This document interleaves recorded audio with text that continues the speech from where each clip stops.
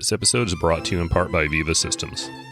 Look, if you work at a research site, you know how chaotic it can be exchanging information with sponsors and CROs across multiple systems, or, worse yet, using paper regulatory binders. Well, here's a chance for sites to take control.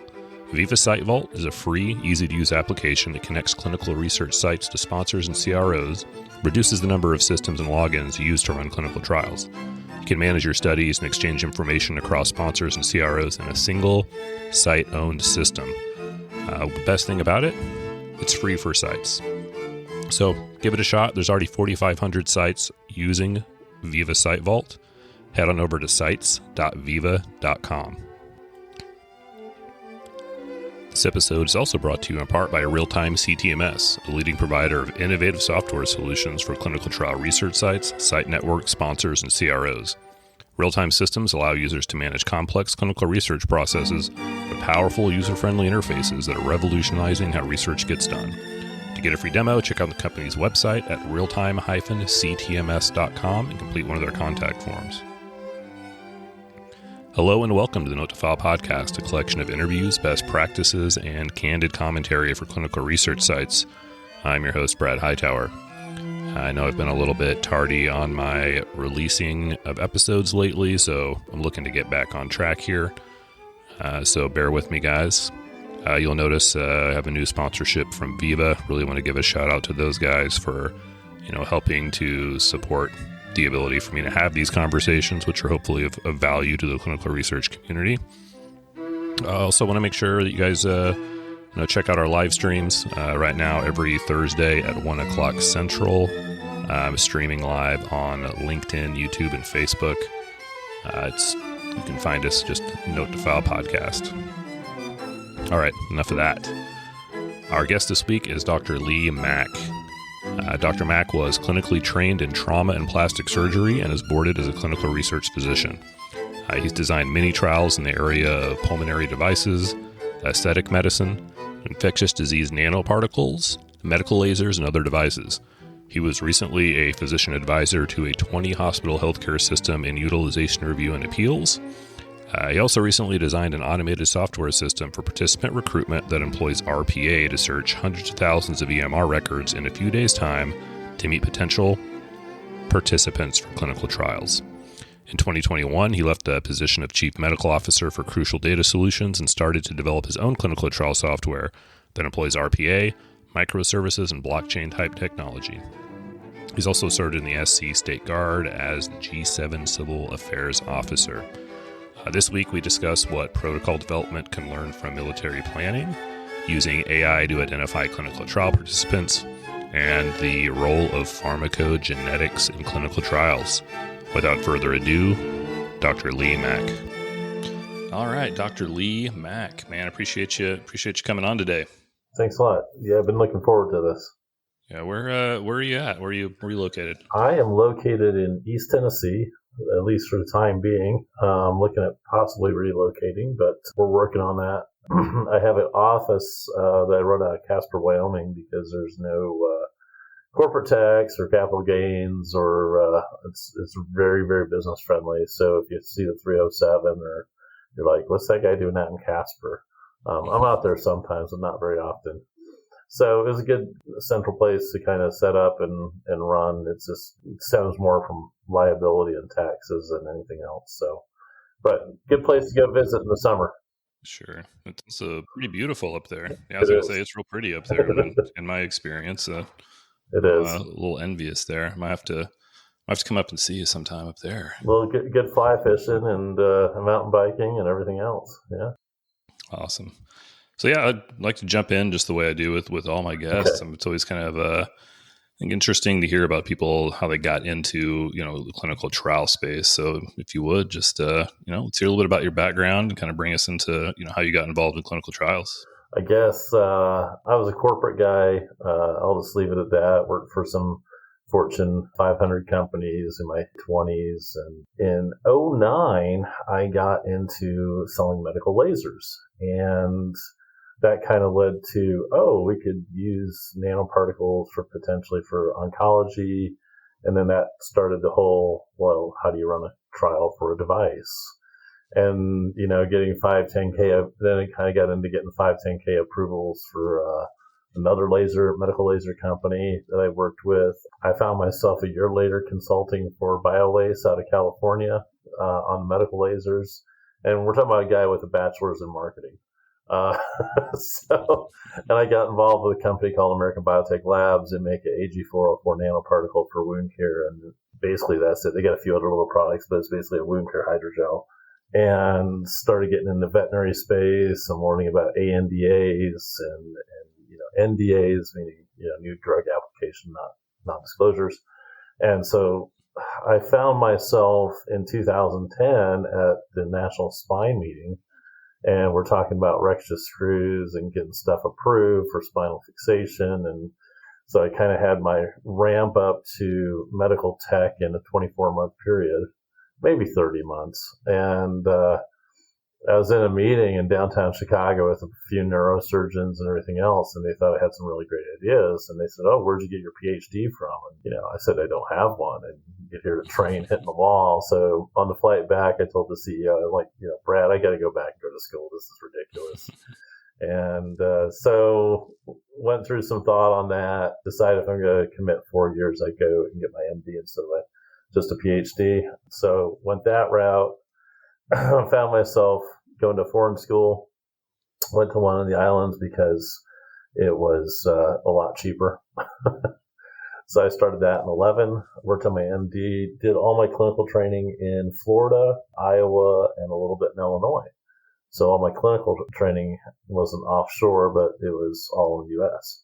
So did a little training at Johns Hopkins in pediatrics and stuff like that. And then being that I was middle-aged, and that was my middle-age crisis, I knew that I had either two routes. I could either go do a 6-year full plastics training, and I actually decided on a spreadsheet. Actually, I took one pathway, another pathway, and I had a kid, I had middle-aged, so I looked at going the clinical research route. So anyway, long and short of it, went over to University of Oxford. I already had a relationship with them as part of my PhD. I did in nanotechnology, so I was already a student with an ID and stuff. Applied for a plastics rotation, like an internship year, they call it. It's kind of like a third year is their equivalent, but I went right into third year because they have MBBSs. And, within 48 hours of getting my ID card, I'm sitting there assisting in surgeries and doing small surgeries myself.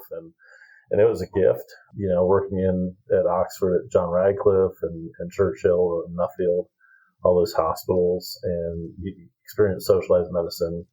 So did that. I had a job waiting with American Biotech Labs when I got back. Started getting into clinical research there, and that's kind of when I decided, I'd get the certification. So I get CPI certification, studied for the test. A guy by the name of Dan Weiss, he's an MD, PhD, kind of guided me and said, here's what you need to know and all that stuff. And it was for my job because we were looking at new indications. So we had previous 510Ks for a hydrogel that's a nanoparticle, and FDA's thoughts back when they cleared that as a 510K was it an item, for lack of a better term, was not metabolized in the body. It was therefore a device, not a biologic or pharmaceutical. They seem to have a little different opinion right now than that. I think it's more of like, is it metabolized and or how does it interact with things around it is now seems to be the new definition. So my first cut was writing a protocol for running a trial in India. Did some of that. I wrote another protocol for acne vulgaris. We didn't have to do a safety study because obviously you already put it on skin and wounds and everything. So it was just more of an efficacy thing. So we went through that. And that's kind of how I got into it. At that point, we're at 2016, had CPI, joined APCR. So got boarded in that. It was because they split from ACRP. So I'm technically boarded in clinical research. And then in 17, I did some work in cystic fibrosis on an observations trial and got probably heavier into 510K device, wound care, medical lasers still. Went back and revisited that. Have done nanoparticle as a diluent for Botox. It extends the efficacy from 3 months to 9 months. That is finishing up in Philadelphia, Pennsylvania. It's in multiple locations. It's finishing up soon, and it's like a phase 2B. So they just need a full phase 3. Went back and did utilization review as a corporate physician for Ballard Healthcare from 2019, 2020. That department got farmed out to a subcontractor, so I got out of that, went back into tech. And in the meantime, I worked part-time as a chief medical officer for Crucial Data Solutions. So we do clinical trial software. In 2018, we got a little customer called Google Verily. So Google runs their clinical research on our software. I'll say our because I'm still a stockholder, shareholder in the company.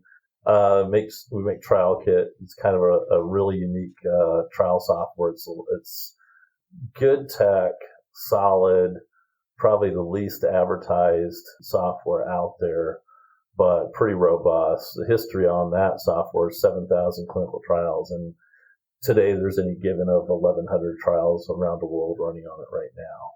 So, very kind of sleeper company, but still have my hands in with them. I still work with Paul Grady and the crew over there a little bit. But that kind of really got me into this thing where you and I started talking about decentralized trial management or whatever you want to call it. There's a few acronyms. And that whole concept. So, we were ahead of the curve in 2018, 2019 with that tech. I stayed on with Crucial up until the point where I worked for Alira because they were developing software kind of in-house and the C-level thought to be in competition. So I resigned as CMO over at Crucial to work in more of the clinical commercial space for the Alira Health Group.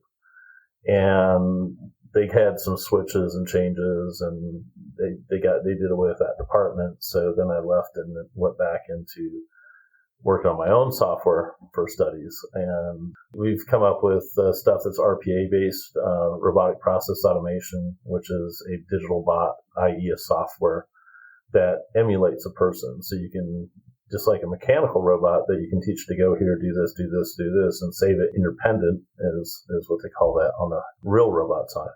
The digital robots are the same thing. I want you to click here. I want you to log into Cerner here. Then I want you to navigate to the MRN search menu and put in this number from a spreadsheet. And then I want you to go look at 300 different fields and compare them for equal to, greater than, less than. And the bot does that a lot faster than a human. And one bot can replace about 4 people.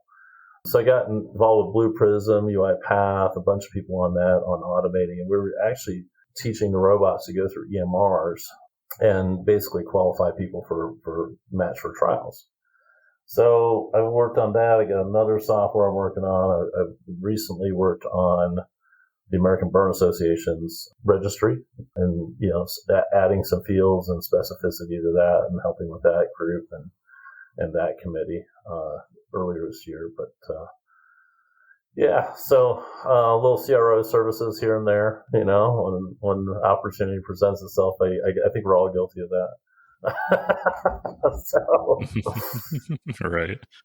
Yeah. So you've been mostly on, I guess, what I would consider more like the industry sponsor side, basically throughout your career, not necessarily site level, which is interesting. And I mean, is that a fairly, would you say that's common for MD or not so much? I mean, is that fairly unique? I mean, first of all, let me say that's an amazing midlife crisis to have if you're going to have one, is becoming a doctor, instead of trying to buy a Lamborghini. I mean, if you're going to go, that's not a bad way to do it. No, I bought the Lotus Esprit when I was in my early 30s. So yeah, I've been there, done that one too. So there you go. Well, yeah, to your point, yeah, I'm not sitting down with the participant, counting pills every week, but I kind of understand the lay of the land on that. Like, if you do, let's put it this way, if I'm doing wound care and I've, worked on the clinical side, healogics, debriding a wound, looking for vascularity, doing all that and putting a widget on, then I can probably understand that side of it. Like, oh, this is what the person that's a sub PI or whoever, even the wound nurse would need this much time and they're going to have this and this and this. So, clinically I've been there, done that on a lot of stuff. So could I, run a trial on sutures effectively? Well, yeah, sure. I've sewn a lot of people up, and there's not a lot of people in a room that can say that. You either do one or the other. So, but yeah, from the trial standpoint of yeah, I don't work at that level. My only level coming up like that is probably for a wound care 510K for a new indication, and I'll probably do the walkthrough and training of the folks, and that'll be my role, and then kind of back off. I think it's good to have the clinical skill set, and I think the only people that you see in trials, I shouldn't say that, but the nurses that have worked in a certain field for a few years, and then you put them in trial work, they understand the other side of it, and the kind of rubber meeting the road. So, sort of a theme that presents itself a lot is the disconnect between the two worlds. So I think it's awesome when people do have that sort of both sides of the coin or that they've experienced, because I think that's incredibly valuable, because we see all the time the sort of misunderstandings or the just gaps in knowledge between, sort of people that have lived on the industry side versus lived on the clinical side. And I've been at the site level my whole career, so I can acknowledge that I have only a fairly limited perspective in terms of how some of these things work. Where I often want to curse the guy who wrote the protocol, which sounds like it's been used sometimes. So, well, my skill set I use for the protocols is actually writing op plans. So I was in the G3 shop. I was the Air Defense Artillery Officer for 38th Infantry Division. So, military planning. I was a CAV officer. So you talk about the site level. That's the site level in the military. So I had a platoon with Hummers and 50 cals and two-toe missile systems and stuff. And if you're doing a plan, you got, logistics, a signal, intersecting fires, other units that are attached to you, what phase of the operation you're doing, what you're doing, when you engage the enemy, that kind of thing. So if you can use that thought process, from the military and just translate it over to developing, protocols, you can understand, oh, this is where this person is going to have trouble, combining these two drugs and getting them accurately measured. So how are we going to do that? I wrote a protocol for Cleveland Clinic. You're going to laugh at this. And we're looking at using a laser for headaches. So how do you accurately take different people, aim a laser at a different part of the head, and have the same exact delivery of energy in the same exact anatomical locations? And so I came up with using a physical robot. So we're using a small, they call them collaborative robots, where they work with people. So if you push on them too hard, they'll quit. Nice. And so the robot was actually the thing in the protocol I designed, actually doing the delivery of the laser. So you could exactly get down to the, fraction of a second, the exact amount of energy, the exact same anatomical locations they're looking for. So that was easy because you could sit the patient back in his chair and do it. So as the participants would go through, you get very consistent data. So you kind of have to think outside the box and go, how can I tighten this up clinically to get really tight data? How can we do this? And that's what you're really going for. You're going for, got this great plan. FDA thinks it's cool, but if you can't execute it well and you can't keep that data very, specific, to what you're doing and be very repeatable to, the umpteenth level, that's what you really want. Yeah, that's interesting. We recently did a trial that relied on some injections in the sciatic nerve. So, you've got obviously a lot of different levels of skill when it comes to, targeting that nerve from whoever's doing the shot. And it became pretty clear across sites that some had better success rates than others based off of, the accuracy of the radiologist's ability to hit that nerve. So maybe that's where a robot comes in handy, something that can replicate, Yeah, and the other wild card, I'll put my white coat on, is, if you look at facial nerves, right, and you get into the research on facial nerves, there's 7 different groups of facial nerve groupings. Like you can have 100 people on their facial nerve locations you'll be able to put them in 7 buckets, if you will. Like, oh, this group's kind of this group's about the same, this group's about the same, but they're all different too. So even though you look at the book, it's not perfect. You're not going to always find it. So going to your point, the sciatic nerve is like, you can vary. Yeah, it can vary by person a little bit here and there, and something may be off. So our idea of, okay, we're using this exact point anatomically, and you wrote it in a protocol, but then in the field you're going to have so much variation in that case. It's going to be really tough to keep data specific. That's a lot of points to line up.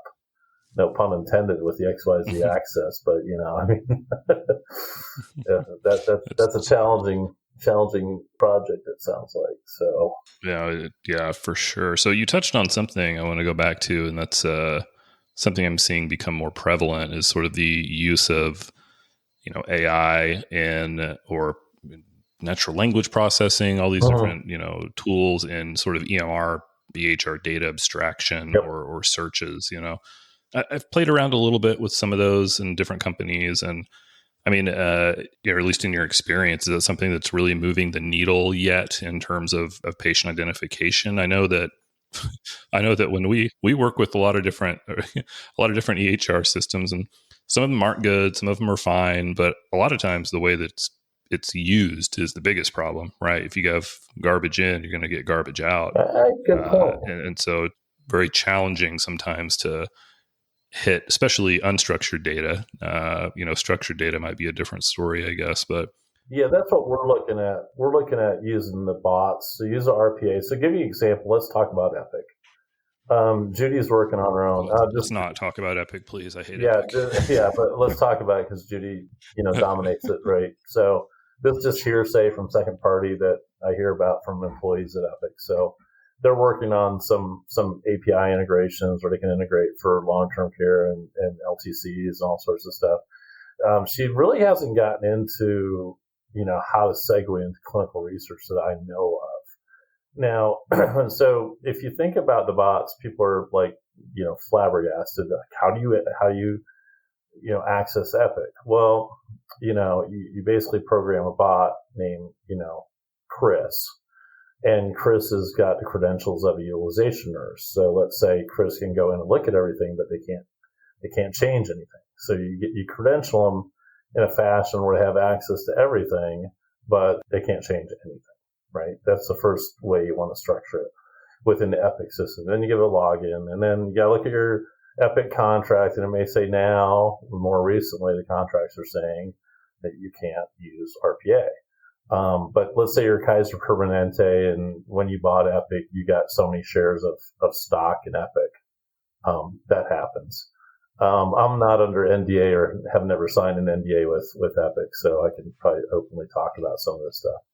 And so you kind of wag the dog a little bit. You go, yeah, we're not supposed to, but we got this really big project. We spent a lot of money with you. We're Providence or Kaiser or HCA, and we want to do this. So contracts and stuff aside, I just wanted to address that. You get this bot, Chris. It's a UR nurse kind of thing, and then you program it. You go, I want you to log in here, and I want you. Here's all. Start pulling MRNs from this date to this date. So you give them a bandwidth and they go down. That's a little bot's checklist. So you just do an automated print of your MRNs from, let's say, last 3 years, 2 years, let's say. And then the bot just goes chinka, chinka, chinka, chink, And to do a scrape for a trial, we'd have a protocol with inclusion, exclusion criteria, ages, so we can kick out the peds. We don't have to worry about that. Let's say we're doing 18 to 65.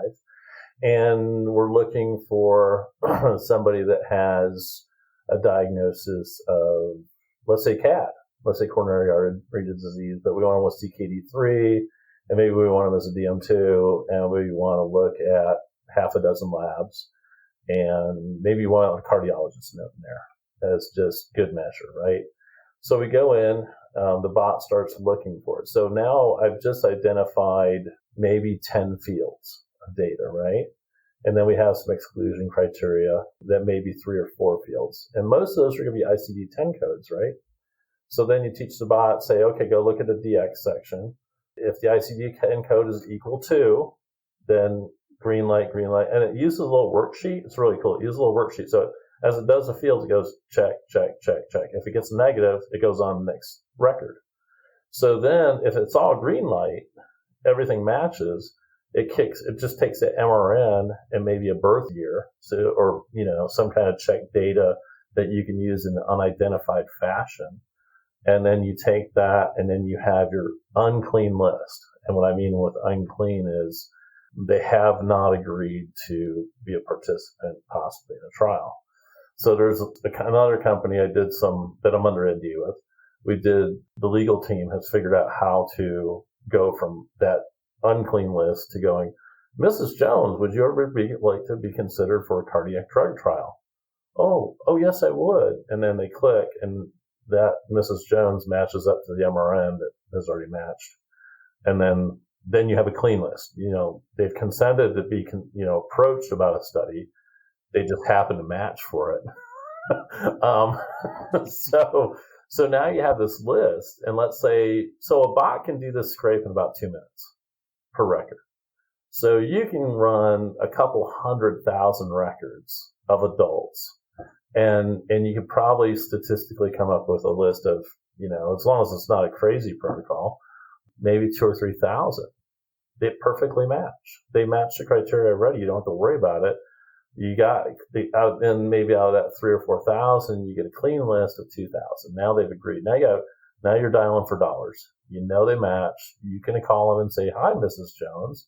They've already consented to be approached on the study, or a general research, not the study, but general research for a window of time in a certain area. There's some specifics to that.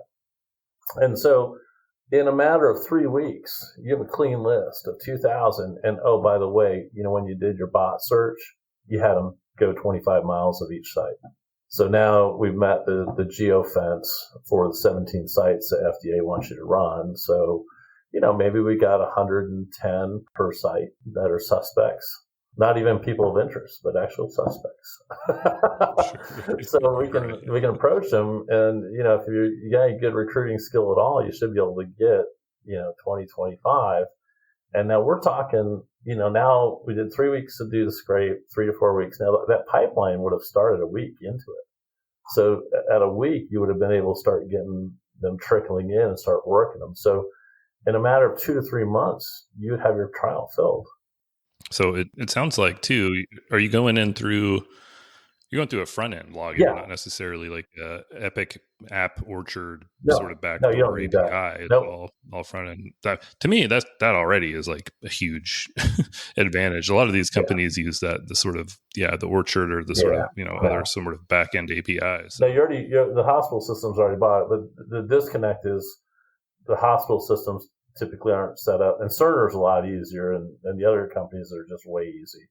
So, and you can do that. And what's really interesting is if you got ongoing studies, all you got is one RPA developer just taking the protocols, teaching the bot to look for stuff that matches that protocol.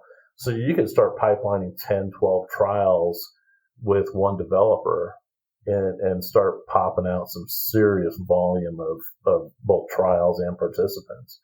The really interesting thing that comes about, and we know that in the phase 3 trial, everything's perfect and you got a bunch of money and time to throw at it, you can do it in about 28 months. So let's just call it 3 years, because you know how it goes. So sure. What would it be? What would a typical drug, and maybe you know this number, maybe you don't, what would a typical drug be worth to be on patent for an additional year? Yeah, I can't tell you. So it's about $750 million to $1 billion. So what if you were, a CRO that had this tech and had connections with, some hospital systems and said, look, we'll do this and, give us, if we get your trial done in 2 years instead of 3, why don't you guys choose $200 million? Because the sponsor's gonna, they're gonna know, we're gonna make $1 billion a year off this drug. If we can have another year on patent, is it worth 250? Well, of course it is. Maybe it's only 150 million to get out of that. But at that point, it becomes very lucrative. It's a disruptor in the marketplace. All of a sudden, you're filling a complete phase 3 trial nationwide in a matter of 3 months, instead of doing Facebook ads and hoping somebody's up at 3 a.m. and sees your ad and you don't know what you're getting. This is that hits a little too close to home. Thank you. We're waiting for so. sifting through Facebook leads that are oftentimes just completely insane. So this is robots using sniper rifles that are effective at 1,500 meters with thermals and night scopes instead of shotgun in the dark with Facebook. So we're precisely targeting exactly what you need for location, every inclusion, exclusion, anything short of psychological dossier that says their propensity for saying yes for clinical research. Right. Maybe that's an evolution to go scrape their social media accounts and see how positively, or negatively they view clinical research. But I guess that's for another show. No, I think that's awesome. I mean, I think especially going in, being able to go through like a regular login. Because again, the issue I run into a lot is making all those sort of connections to get something connected in the back end versus the front end. That's especially the bigger the institution you work with. And you can now, that being said, can you take and you can legally, I think per contract in Epic and Cerner, you can take and download your records, the hospital systems, and into a PDF, right? And so we have some really savvy software out there now for PDF OCR that's like off the hook. I even got one software company that they do handwritten notes. Mm-hmm. Our efficacy on pathology-based handwritten notes was approaching 98% for one particular company. You'd recognize the name of it, but I'm still under NDA for.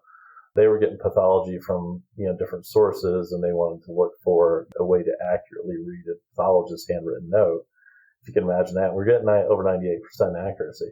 So can we take a PDF, big data dump and sift through it with tech? Absolutely. That's the other workaround. You just take, it's cumbersome, and it's a snapshot.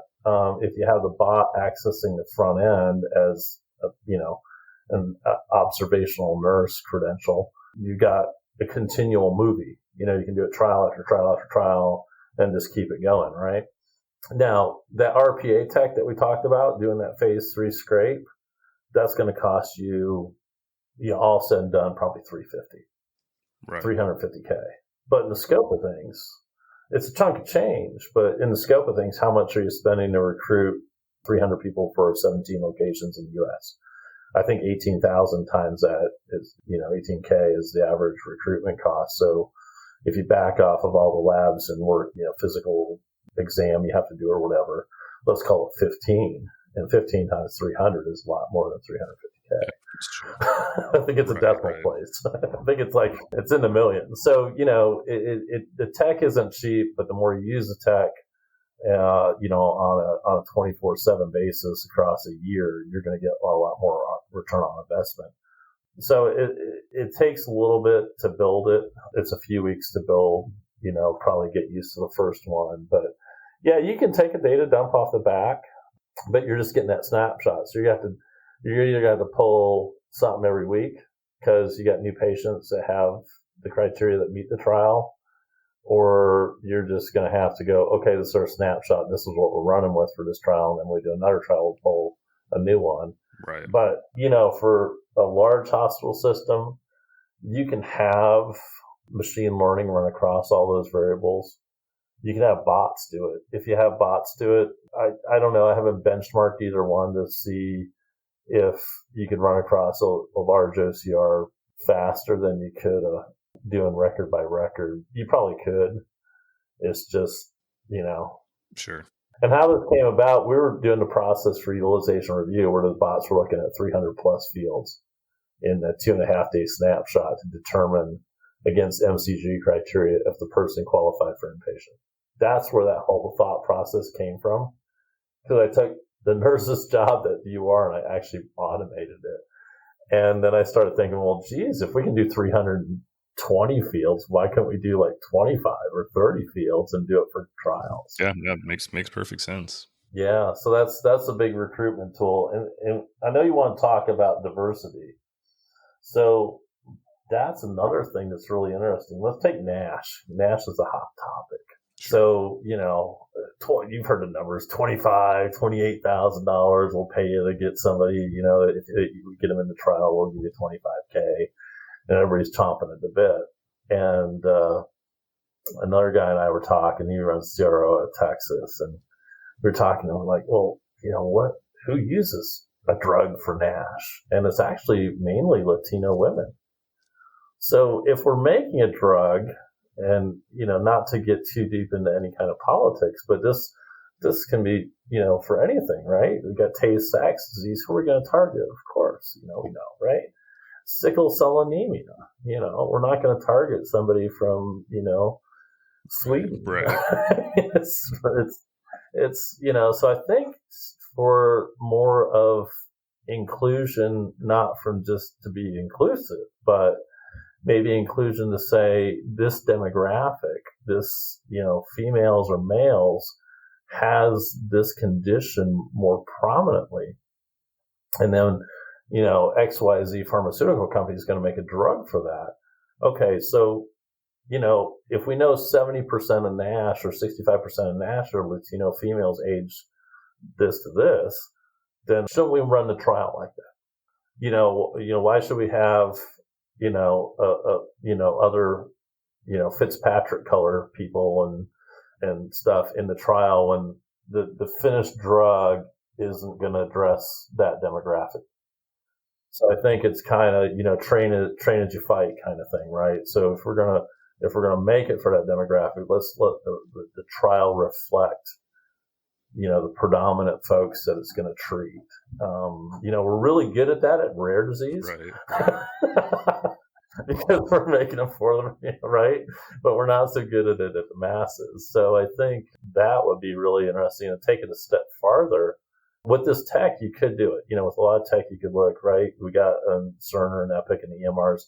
We do have, maybe a race and obviously a sex and everything else.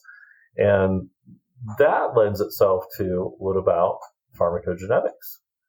So the American Burn Association, I was at the meeting in April and we were talking about, I said, there's some new research out that certain genetic markers and variants make a person more susceptible to staph infection 90 days plus after a large burn, meaning 20% or more. And it's just at the tip. There's just brand new thoughts and research. And then we started talking about keloids. And anybody who's in plastics or trauma listening to this, there's a genetic marker now they found that people have a higher chance by quite a bit of getting keloids.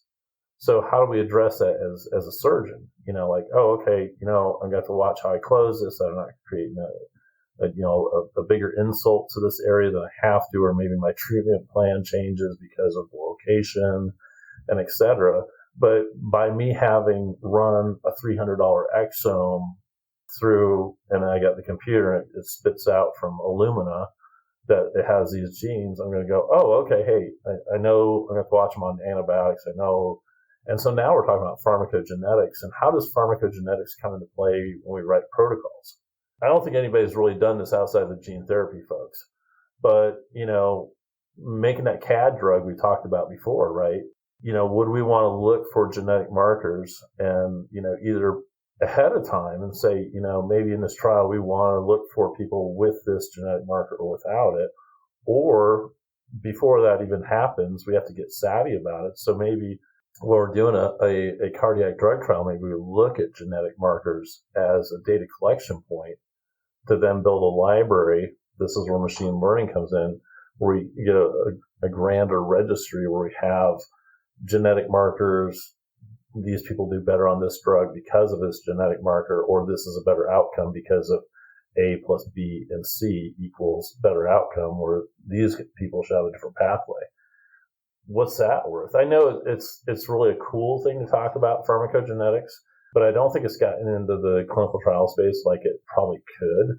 Yeah, no, we haven't seen a lot in my experience. I think maybe it's been a while since I've run, Alzheimer's trials, but I'm guessing, like the ApoE genotypes and things like that. We've seen a little bit in previous, Alzheimer's trials, but certainly to your point, it's not very ubiquitous at all.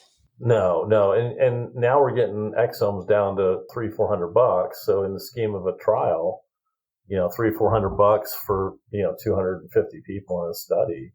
That's not crazy. And what's that data worth? I guess we'd have to ask a geneticist at one of the big pharmas and say, hey, are you interested in this? And do they have an appetite? Yes. Are they interested? Yes. Does it make the trial more complicated? Yes. Right. But it's not, I don't think it's insurmountable at all. I think it's just an easy lift. I think just people have to get used to, okay, we're doing an exome, collecting the data, we're making sure that this data is correctly transferred from the Illumina software. I use Illumina because they own like 80% of the sequencing equipment. They pump out a report. So you don't need the raw data. You just need the short version at first. And, for the trial record, and just import that and then but I think if we start building that up, I think honestly, as short as 3 or 4 years from now, even 5 years, we're going to see drugs that are designed with certain genetic markers in place. Yeah, it makes sense. Because they know it's going to work a little bit better with a certain group, or maybe it's a dosage, or maybe it's how it's delivered, or something. That's a stair step to gene therapy. Yeah, well, I imagine that could potentially really shorten the clinical trial timeline. I mean, if you're able to test to the people are going to be most affected or not by a particular treatment, I mean, that could potentially change the game in a possibly significant way. Well, even the data you pull out of it, as you're going through the trial, and even the data you pull out of it, let's be a clinician, and it's approved, but you look at the white paper published after the studies, and you go, oh, people with this, variant or this other condition that maybe you identified or phenotype, they don't do as well. Okay, well, or they do really well on this. And I just happen to know, as people, exomes are going to have to become commonplace. But, I was asked by somebody in the House in Congress, and we were talking 3 years ago, and he goes, senior guy, it was David Price of North Carolina. And he said, well, do you think we should be running exomes on newborns? And I said, yeah, I think so. I mean, it's just another lab, but it could save a lot of lives and everything else. So once we get to that point, and then we can sit there and look at someone's exome as an internal medicine doctor and go, this cardiac drug's going to work really good on them because they got these genes. Right. I mean, that'll be kind of cool. Well, as a clinical trial, you're already drawing 10 tubes on everybody that comes in the door and sending off to central labs. It seemed like it'd be pretty simple to throw another tube in there, right? Or just a little buccal swab works too. Yeah, there you go. So, well, interesting stuff. Yeah, and I guess another time, I don't know what your time is, but you got the real world evidence stuff is just huge now. I mean, it's, you've seen my post. I think I put, $1,000 to $1,400 is what your medical record is worth a year. And, as the older you get and the sicker you get, I think it goes up. I've heard the numbers of, video, I'll call it a video, meaning a monthly snapshot of a person's medical record that's in oncology approaching $30K a year. That's what the data is worth. So that's crazy. I don't know if people doing clinical research are considering, how to collect and not make it much more effort, but maybe how to tighten up surveys, patient-reported outcomes, real-world experiences in such a fashion that you could actually make it really statistically significant data and what that would mean to the pharmaceutical companies, because that's a little bit softer side of clinical research, but they have an appetite for it for sure. I mean, there's no doubt. So I don't know. I mean, I think that's kind of still undeveloped territory. There's some opportunities there for CROs and clinical researchers to go, hey, we got this whole group. We got these people on the books because we've been doing this for 20 years in this area. What's it worth to go back and, either look at historical records and de-identified fashion and, see what you come up with. Yeah, I mean, it seems like there's certainly still a lot of interesting room to run in terms of those opportunities. Yeah, we're getting a little long on time. What I'd like to do, if you're open to it, is have you come on live stream a week after this drops, and maybe we can continue to hit some of these sort of unexplored. And we didn't really even get deep into the DCT talk that I kind of wanted to get more into as well. But I mean, either way, a super fascinating conversation so far. Sorry. No, you're good. I think we Man. addressed the equity thing because the equity. Yeah, for sure.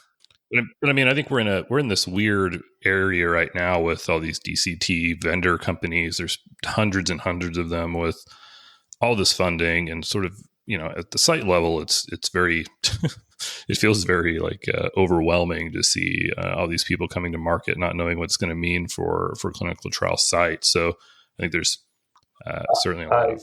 I met with a guy. Just as a side note, I had a call with a guy, and he's just got approved I know a guy right now. I'm going to meet with him later this week or next week, but he has got a in-home RX dispenser. So you know what your I can't think of it in the hospital. You got for all your drugs, you got your device you key in and it gives it to you. I can't think of it anymore. Right. So this is the device that sits there, and the pharmacist fills it. And the people take it home, and it automatically sorts it, packages it, creases it in a little clear thing with a date stamp and a UPC. See where this is going, don't you? And it spits it out every once or twice a day. So I got some software now, not trial kit, but something else that we can have the person have like their little app, and they log in, and you can e-consent on it and all this other stuff. It'll UPC and QR. So you can have, as part of the study, we need you to open your app and scan the drug. Woo, did you take it? Are you feeling good? Right? And it's geofenced. So it says you took it in your home at 3 p.m. and, theoretically you took it. We do have a video capability where you can actually videotape the person taking it if you wanted to.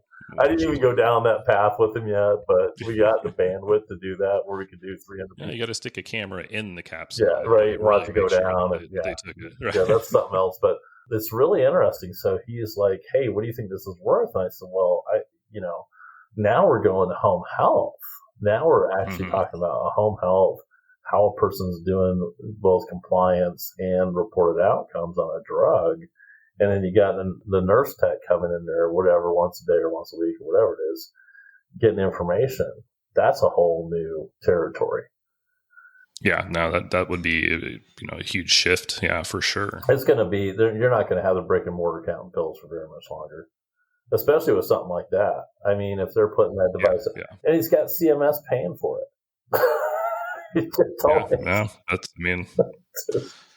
The future's coming. No question about it. It's pretty wild. So I think you're going to see that. Yeah, I would like to see more decentralized trials for psychiatric stuff. Interesting. But yeah, why do you think there hasn't been so much up to this point? I don't know. I think the industry's been script writers. They're writing SSRIs, and you've probably seen the latest research on that. And it's just like, oh, you got depression, here's a pill. You got this, here's a pill. And I was trained by a guy in outpatient psychiatry, and he is a firm believer in 3 pillars of homework, one-on-one counseling, and perhaps a drug, depending on what you had. A lot of stuff you don't need a drug for. Other stuff like maybe ADHD, Vyvanse is a good choice, but you still need the other 2 pillars. And that's just not there. So because it's not there, you're not going to see the data collection like you would. I'm going beyond just getting it approved to FDA. I'm going to the point of, publishable stuff between, all 3 of those pillars. Like, what does the cognitive behavior therapy look like? What's that happening in conjunction with the drug and what the person's trying to do themselves? And, you really think of the care of a patient, that's probably where you really want to go. But I haven't seen a lot of that, but I don't run in that space too much either. Yeah, fair. No, it seems like to your point, it seems like it makes a lot of sense. It would make a lot of sense to go down that road. 1 out of 6 Americans has a psychiatric condition, so it's a big market. So. Yeah, there's no question about that. Well, very good. Like I said, I want you guys to stay tuned for next week, and we'll have Dr. Mack on the live stream. In the meantime, where can people find you online? Oh, mainly LinkedIn. I'm not on social media, but I'll give you a link for the company. It's kavangali.com. Yeah, and I'll give you a link on the thing. I think you have it. But, yep. Yeah, we'll post it up on our show notes. So yeah, no, I appreciate you coming on, and I'm actually looking forward to continuing this, on the live stream. And again, just appreciate you coming on. Thank you. As always, thank you so much for listening to Note to File Podcast. Make sure to check out the website at notetofilepodcast.com for show notes, episode transcripts, and our guest contact information. Please subscribe, leave a review on whatever platform you're using, and make sure to check us out every week on our live streams on YouTube, LinkedIn, and Facebook. Once again, thanks for listening.